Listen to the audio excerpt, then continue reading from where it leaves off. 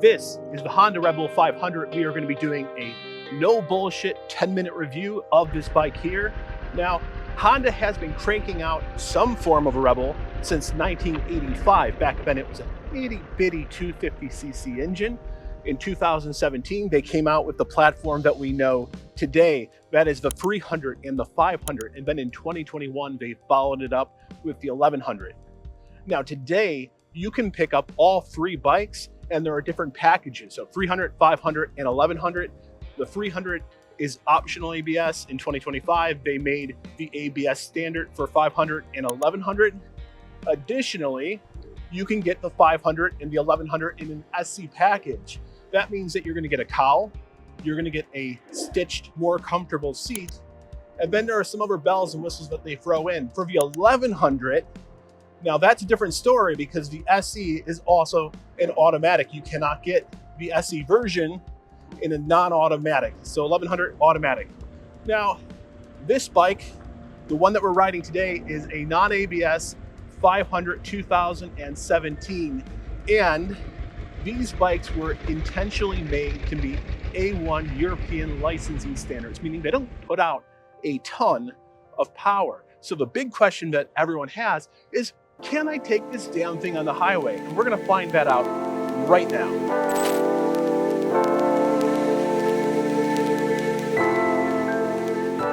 So the question comes up of, can the Rebel 500 ride on a highway? And the answer is pretty simple. Of course it can. It's 471 cc's. Like, it can get up to 95 miles per hour. Like, is it going to be the fastest bike on the highway? No, it's definitely not. Like, it's not a fast boy bike, but if you want to go adequate highway speeds, sure, you can do that. You're not going to be cutting off Porsches or, driving and keeping up with Panigales. No, but the Rebel 500 does get up the highway speeds. Now, the engine on this bike is a liquid-cooled, parallel twin 471cc motor. And this motor is used across multiple Honda platforms, so we know that it's going to be reliable. Additionally, it's putting out 47 horsepower and 31 foot-pounds of torque. Now, it's not the fastest bike, but you didn't buy a Rebel Honda 500 because you think it's the fastest bike.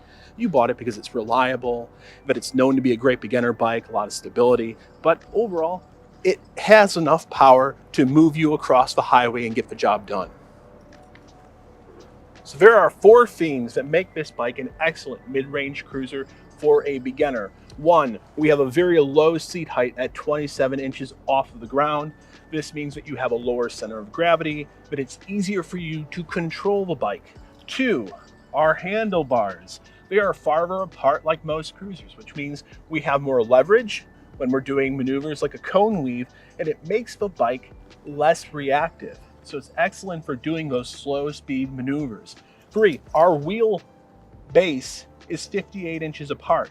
This also contributes to more stability, a sense of being grounded when riding the bike. And the fourth thing that makes this a great beginner bike is that it is an upright seating. It's more natural for someone who's just getting into motorcycle to be in this upright position. It is, again, a little short with the seat being only 27 inches, so if you're tall, this might not be the right bike for you. So given that Honda has been cranking these things out for the last 10 years, there are a lot of accessories out there on the marketplace. One thing that people complain about all the time on the Hondas is that this seat is not very comfortable. I kind of disagree. I think the seat is perfectly comfortable for what it is. And for a beginner cruiser, I wouldn't be investing money in putting a new seat on at the cost of $400 or $500. Same thing goes with a windshield or a cowl. Like, overall, I'm not going to put a lot of aftermarket parts into a $4,000 or $5,000 bike. That's just my opinion. But if you have the money to blow, feel free to do it. A lot of people do. I've taken this seat on 400 or 500 mile bike rides, and it's acceptable. If you don't think this seat is comfortable, I implore you to ride my naked bike for a day and then come back, and you will love this standard seat, right? People who are complaining about this seat are comparing it to premium cruisers, and it's not what this is. This is a Japanese mid-range beginner cruiser. So, like, get with the program. Alrighty, let's do a sound check. So notoriously, Rebel 500 is not known for being a pretty sounding bike. A lot of people have compared it to a sewing machine. It's just kind of an annoying electronic sound. So let's go ahead and hear this. This is with stock exhaust. One, it doesn't look very pretty. It's not a very pretty exhaust, but let's go ahead and hear how it sounds.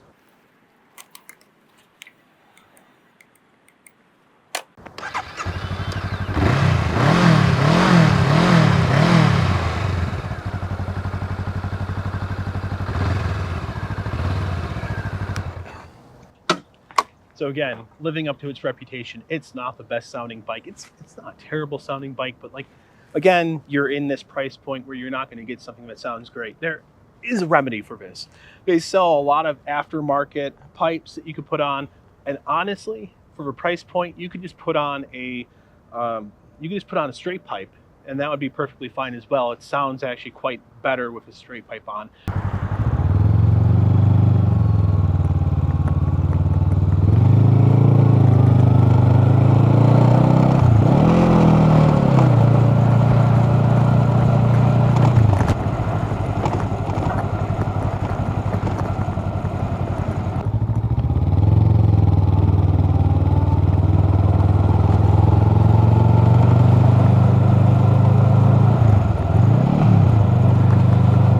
I'm not condoning that you ride the Rebel without an exhaust. I mean, there is a reason why they make these, but it does sound pretty good with a straight pipe. Let's go ahead and hear it.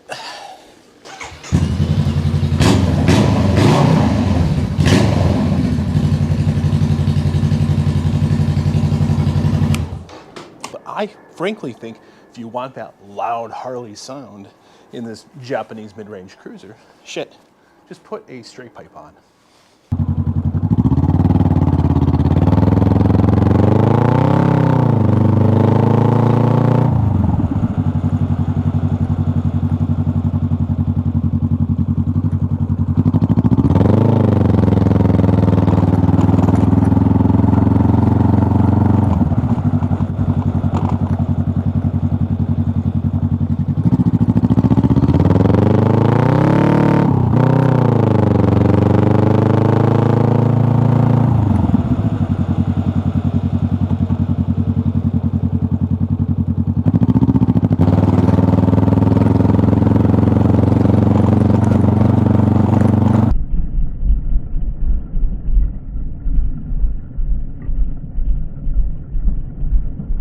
This is only going to take a second, but basically this is the 2017 screen.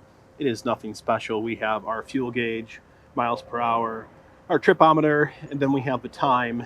You have your turn signals, your bright lights. It's pretty basic. Now we're going to also talk about how that compares to 2025 in a second here.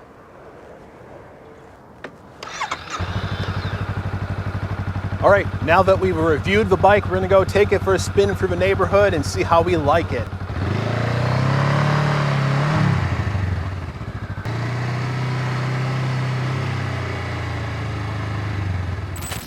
So in conclusion, should you buy a Rebel 500? And I think the answer is a little nuanced. It depends on what kind of biker you are. If you truly are a beginner, green behind the gills biker, my recommendation is go for it. Get a Rebel 500. You're probably going to save yourself from dropping a more premium bike, or hopefully not crashing a more premium bike. Now, if you are a biker who's returning to the sport, you maybe have a couple years, or you have a confidence with your riding abilities, I would recommend maybe going on Marketplace and trying to find a more premium cruiser. Now, honestly, the retail price of the Rebel is around the same price of premium cruisers that have 3,000 or 4,000 miles. It might be a couple years old. So my recommendation for that rider who has a little more experience is go out and look at Marketplace. You might be able to get a Scout, a Sportster, a Nightster, something that is going to have more of those bells and whistles. You're not going to have a problem reselling it. Like when you go back on Marketplace, you're probably not going to take much of a haircut in terms of reselling the bike because there is a demand. A lot of new riders learn how to ride on this bike at motorcycle safety courses. Honda seems to have a stranglehold on that new mid-range beginner cruiser market. If you like the content, subscribe, like, smash that bell. I appreciate it. Every bit counts. Thank you.